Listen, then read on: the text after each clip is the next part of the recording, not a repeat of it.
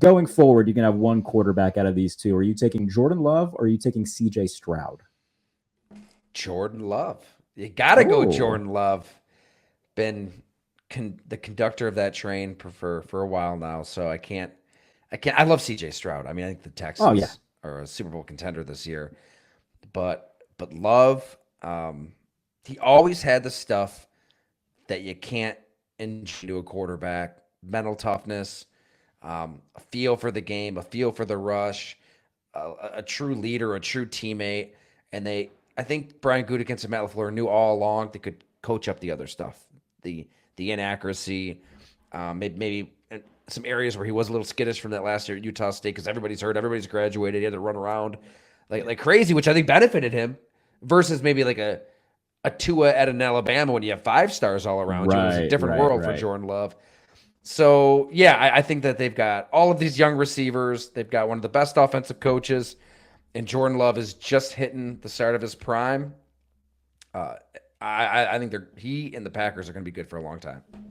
I wrote about Jordan Love for USA Today near the end of the season. I can't remember the exact number, but I want to say his top 9 receivers and or tight ends were either rookies or second-year players, which is just unheard of at this level, and still was second in the NFL in touchdown passes after somewhat of a slow start. Like there was a lot of ebbs and flows in the first 7-8 weeks of the year, and then the second half of the year he figured it out. So the fact that he was able to do that, man, you look at the Dallas game too, like he just has such a I don't want to say arrogant confidence, but when I say that, it's a good thing with the way that he throws the ball. It's like, oh yeah, I'm on the left hash. That guy's on the opposite side of the field, 30 yards down the field. I can make that throw. And watch this. Like it's such a flawless confidence that he has. I'll play devil's advocate for Stroud though, because if given like the option, I wouldn't be disappointed with either. Had he not gotten hurt, I think he's the MVP last year in terms of the numbers that he put up. And taking that team, like you look at what Nico Collins was before Stroud got there. I think his career high in receptions was 37. He had that by week 6.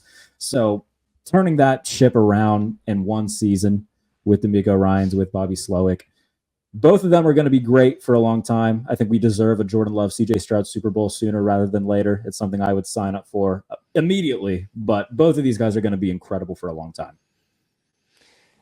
I totally agree. That would be a great Super Bowl. I love the way you described Love's arm arrogance, whatever term you want to use.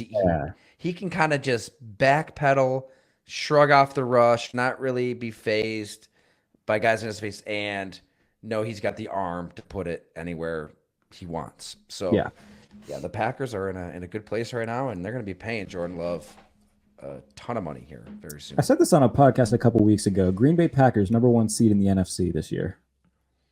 Something that I could see taking place. It's going to be a tough division. Detroit's not going anywhere. Minnesota's interesting still. I mean, they had so many injuries last year. And are you on the Sam Darnold hype train, Tyler Dunn? This could be fun. Yeah. No, God. I mean, they got to draft a quarterback. No, I'm done. I think we've all kind of taken the Darnold bait at some point, right? Whether it's out of USC, whether it's he's working with Adam Gase, or whether it's Carolina. It's going to work out down there. Carolina Sam Darnold was my taking the bait. As soon as they got him, I was like, that's great. They started 3-0 that year. I'm taking victory laps on Twitter about Sam Darnold, and then obviously it fell apart. But yeah, for a 3-week stretch, I was the biggest Sam Darnold truther there was, I think. Had a couple of rushing touchdowns against Dallas early that season, right? Yeah, because they played Dallas week 4 that year. They were down 20. He gets them to within 8, and then Dallas pulls away. But I was like, hey, they lost, but look at that moxie. He didn't give up. That's a guy. And then things didn't go well. But yeah, he's still at 26, and he's just got a $10 million.